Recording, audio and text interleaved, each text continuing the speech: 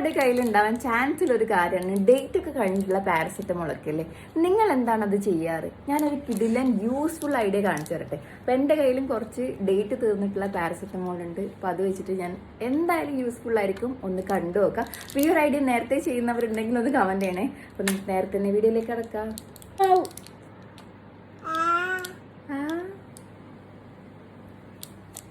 Almost എല്ലാവരുടെയും പ്രശ്നമായിരിക്കും ഇതുപോലെ അയൺ ബോക്സിൻ്റെ ബാക്ക് സൈഡ് നല്ല രീതിയിൽ കരി പുരണ്ട് നിൽക്കുക. ലൈറ്റ് കളേഴ്സ് ആയിട്ടുള്ള ഡ്രസ്സൊക്കെ അയൺ ചെയ്താൽ ഇട്ടിൻ്റെ പണിയും കിട്ടാറുണ്ടല്ലേ. ഇനി നല്ല കിടിലൊരു സൊല്യൂഷൻ ഞാൻ പറഞ്ഞു തരട്ടെ. ഇതിനുള്ളൊരു സൊല്യൂഷനാണ് നമ്മൾ നേരത്തെ വന്നിട്ടുള്ള പാരസെറ്റമോൾ. അപ്പോൾ എന്താ ഇതുപോലെ നല്ല രീതിയിൽ അയൺ ബോക്സ് ചൂടാക്കി എടുക്കുക. അപ്പോൾ ചെയ്യുമ്പോൾ ഒന്ന് ശ്രദ്ധിക്കണം, കൈ പൊള്ളാതിരിക്കാനൊക്കെ മാക്സിമം ശ്രദ്ധിക്കണം. കൊച്ചു കുട്ടികൾ ചെയ്യേണ്ട കേട്ടോ. അപ്പോൾ അതാ ആ ഒരു കരിയുള്ള ഭാഗത്തേക്ക് ഇതുപോലെ പാരസെറ്റമോൾ വെച്ചിട്ട് നല്ല രീതിയിൽ റബ്ബ് ചെയ്ത് കൊടുക്കുക.